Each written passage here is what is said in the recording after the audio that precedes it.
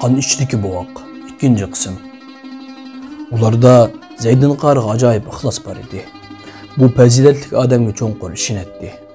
Ular hergiz saxta bilarmanlarcha mushunchalik ishlar bilan Xitoydek buyuk kuch ustini g'alaba qilg'ili bo'lamdi deb so'rab o'ltirmaydi. Alloh rizosi uchun deb yo'lga otlandikmi? Bo'ldi. Mang'inimizmi, yotqinimizmi savob. Jangda o'lsakmi, uyquda o'lsakmi o'xshashi savob. Chunki Alloh ishimizning mevasiga qarab emas, niyatimizga ko'ra ajr berdi deganiga cheksiz ishonatdi. Bu ishning uzoq muddatlik bir plan ekanligini bilishadi. Butun mamlakatda bir harakat o'rtoqligi, ideya o'rtoqligi uchun xizmatlar ketyapti. Ba'zi Turpondan Qamariddin degan biri keladi. Kuchadan kelishadi. Pichandan keladi. Xotandan keladi. Mamlakat miqyosida bir vaqt ko'tarilgan bu inqilobning rahbari bo'lsa, ashu oddiy sadda dehqon Zeydin Qari edi. Umu qari atalığını bilen qari emas. Ne fenni mektepte, ne dini okuş tüzükrek okumagan boluşa qaramay, Allah söygüsü, Allah'ın mümin kulları bolgan milletiga, müminlerge teve zimin bolgan vatiniga, muhabbetinin magmidek hararetinin en şundak büyük işe cüret kılavatkan bir insan idi. Teşkilleş talantti, cezbedar nutuk kabiliyeti, lideri khas ruhi üstünlüğü bilen kişilerin heyikturuş gücü, niyetiga göre Allah tarafından iltifat kılınan tabii talant idi deyişle mümkün. İştehi ham idi. Yani netçe yıllık tayarlık davri var idi. Ama danışmanlamdaki imanı zergi satıdan münafıklarının satkıllık tüpeylidin iş paş bolup kalgaçka, kol koşturup turup ölümlü kütkenden göre yitip kalgaç itip kal digeni tallagan Zeydin Qari mağlubiyetlik bu tallaşta hemmini bırakla doğu tikip etmeslik için yezlik hükümet etrafıdakiler danışmanlam bevesti bildiğalar bilerle karşılık görüstüp şehit oluşu karar kılgan. Başka güçlerini yoşurun haletke ötüp ilacı bar saklanıp kılışka kelgüsü isyanlarının urgu boluşup buyurgan idi. Mehmet Qari'nin oyu Töven Hoyla mahallesinde bolgaçka yezi merkezi yakın idi. Gündüzü adamlar arasında uçurlar şevir yetküzlük duratdı. Xitay saqçıların mücahitlerini qoruşup algan bolsa, keyin sırtqi bir halkı bilen mücahitler Xitay saqçılarını qoruşup algan idi. İçideki mücahitler qo'lda yasalgan bombalarning pilikiga o't yiqib, tamdan artildırıp sırtqa atatdi.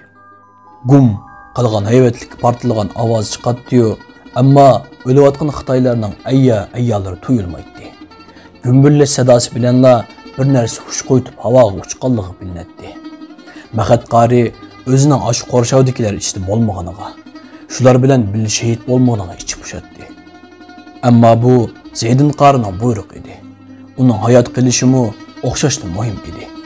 Agar hayat qalalısıla. Bir muncha adam tünügün ve bugün yezlik hükümet hoylisiz şehit bolgan edi. Bularning şehit bo'lishi vaqt meselesi edi. Qachonla bolmasin şehit bo'lishi aniq edi. Çünkü o'q allaqachon yaydan chiqqan edi. Ularning şehit bo'lishdan bir qo'rqinchisi yo'q edi. Çünkü Zeydin Qarining tabliğlaridan shuni biladiki, mümin eğer jihad qilib o'lsa, savol so'roqsiz jannatga kiradi. Mangulik ne'matlardan bahramand bo'ladi. U Alloh nazarida shunchalik e'tiborli bo'ladiki, xohlagan kishilardan 70dan jannatga elib kirishga huquqli bo'ladi. Shunga o'limning qo'rqidek nimasi bor? O'lsa texi yaxshi, hayot qolsa texmi ko'p savob topish uchun tirishadi. Yangidan to'y qilib, yoshlikning payzini sürgidekmi bo'lmay 2 yil o'tgan. Yani uzun şehrin günler aldığı bo'lishi kerak edi. Amma ular bunun ökünüp ketmeydi. Fakat bir talla oğlu var idi. Emdili temtim mangan bu bodruq boğaqның neme bo'lishi kishini endişeге salatdi. Amma derhallı yani bundak behuda fikirlerini özünün neri qilishga tirishadi. Çünkü yaratgan Allah var. O hemminin egisi. Ölmesi çoğ bolup qaladı. Ularmı şehitlerinin yetim qalgan balası idi. Ölmey çoğ boldu ana. Birer müminning ko'ngliga salsa beqivalar. Hadislerde bir obdan ailesi ve ballarını taşlap ketipti degan fitnelerge quloq salmanglar deyilmegen miydi? Biraz uxlab olamdila dedi ayol.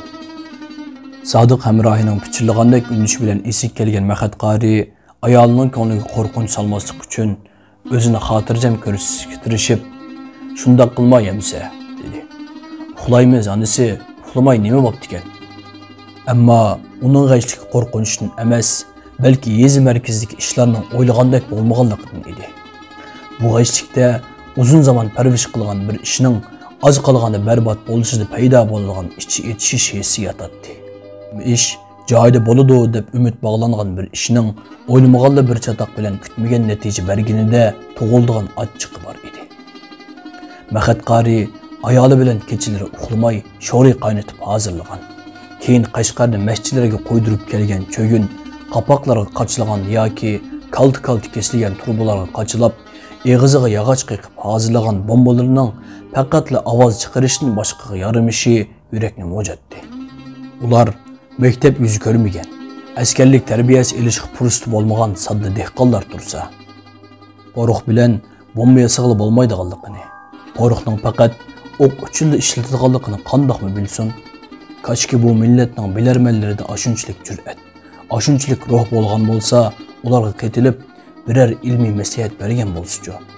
Qo'riqning bo'shliqqa intilish xususiyati bo'lishini, shundoq ekan, cho'yin qapoqni yerish emas, faqatla og'ziga qiqilgan yog'ochni ittirib chiqarib o'tganligini deb bergan bo'lsa, Mahad qarini g'ash qilayotgani mana shu va buning oqibatida Xitoy jallotlaridan bir bo'lagini o'ldirish hisobiga ondan shahid bo'lmay, bekordan bekorga behuda qurbon bo'lish edi.